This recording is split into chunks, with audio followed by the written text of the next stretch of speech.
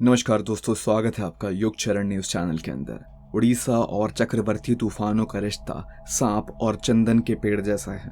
ये सांप चंदन के पेड़ पर बार बार लौटता है और सांप को कोई पता नहीं कि वो चंदन के पेड़ पर क्या तबाही मचा रहा है। उड़ीसा की छाती पर भी चक्रवर्ती तूफान साइक्लोन्स का ये सांप लौटता रहता है और हर तरफ फैल जाती है तबाही और मौत का तांडव।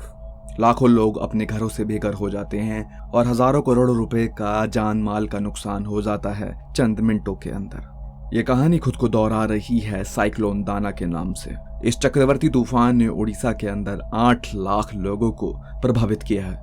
चक्रवात दाना से उड़ीसा के अंदर अचानक बाढ़ आ गई और बंगाल के काफी हिस्सों के अंदर जलभराव हो गया। उड़ीसा सरकार ने 25 अक्टूबर को चक्रवात दाना के आने के बाद व्यापक राहत और बहाली के उपाय किए, लेकिन वो सब किसी काम के नहीं थे क्योंकि काफी ज्यादा नुकसान पहले ही हो चुका था। चक्रवात के कारण बिजली भी आपूर्ति बाधित हो गई, पेड़ उखड़ गए और कई इलाकों में बाढ़ आ गई, जिससे जान और माल का काफी नुकसान हुआ।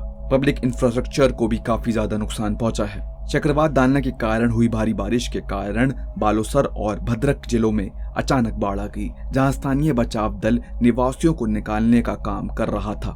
8 लाख से ज्यादा लोगों को संवेदनशील इलाकों से निकाला गया, जिनमें लगभग 1.1 लाख लोग अभी भी राहत शिविरों में रह रहे हैं और उनका कोई अता पता नहीं है कि वो वापस अपने घरों में कब जा पाएंगे। मुख्यमंत्री मोहन चरण मांझी ने कहा कि शिविर जल स्तर कम होने तक पका हुआ भोजन और सहायता प्रदान करना जारी रखेंगे, लेकिन सिर्फ पका हुआ भोजन लोगों की जरूरत नहीं है।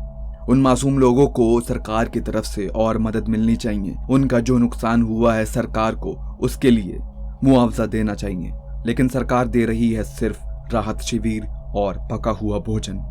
अपनी प्रतिक्रिया के तहत राज्य सरकार ने 92% प्रभावित घरों में बिजली बहाल करने में कामयाबी हासिल की। प्रशासन केंद्रपाड़ा, भद्रक, बालासोर, जाजपुर और मयूरभंज सहित सबसे अधिक प्रभावित जिलों में बुनियादी ढांचे के पुनर्निर्माण पर ध्यान केंद्रित कर रहा है। उड़ीसा सरकार ने पुनर्निवास प्रयासों में नुकसान का आंकलन करते समय महत्वपूर्ण क्षेत्रों को प्राथमिकता दी, खासकर बाढ़ से प्रभावित कृषि भूमियों को। अब देखने वाली बात यह होगी कि क्या इन कृषि भूमियों को हुए नुकसान में क्या सरकार उन किसानों तक उतनी मदद पहुंचा पाएगी जितना नुकसान उनका हुआ है। उड़ीसा सरकार अपने बयानों में बार बार कह रही है कि उनकी प्राथमिकता किसान और गरीब लोग हैं। जिन जिन इलाकों में बाढ़ आई है वहां राहत जरूर पहुंचेगी, लेकिन राहत का इंतजार अब भी जारी है। चक्रवात के प्रभाव से पहले बालासोर और मयूरभंज में निकासी अभियान के तहत हताहतों की संख्या सीमित करने में मदद मिली थी। बुधबलंग नदी के बढ़ते जल स्तर के कारण सरकार एहतियाती उपाय के तौर पर निवासियों को सुरक्षित स्थानों पर ले जाने पर मजबूर थी। पश्चिम बंगाल के अंदर भी काफी सारे क्षेत्रों के अंदर जलभराव हुआ। हुगली, बुंगरा, झारग्राम, मेदिनीपुरी जिलों के अंदर काफी ज्यादा जलभराव हुआ, जिसमें धान और आलू के खेतों के अंदर काफी सारी फसलें बर्बाद हो गईं। पानी का स्तर अब कम हो रहा है, लेकिन जिले के अंदर बारिश अब भी जारी है, जिसकी वजह से राहत बचाव कार्य अब भी बाधित हो रहा है। बिजली की आपूर्ति अब भी जारी है, फोन लाइंस अब भी बंद हैं और लोग अब भी अपने घरों से बिछड़े हुए हैं। उड़ीसा और पश्चिम बंगाल दोनों सरकारें राहत प्रदान करने के लिए कोशिशें कर रही है।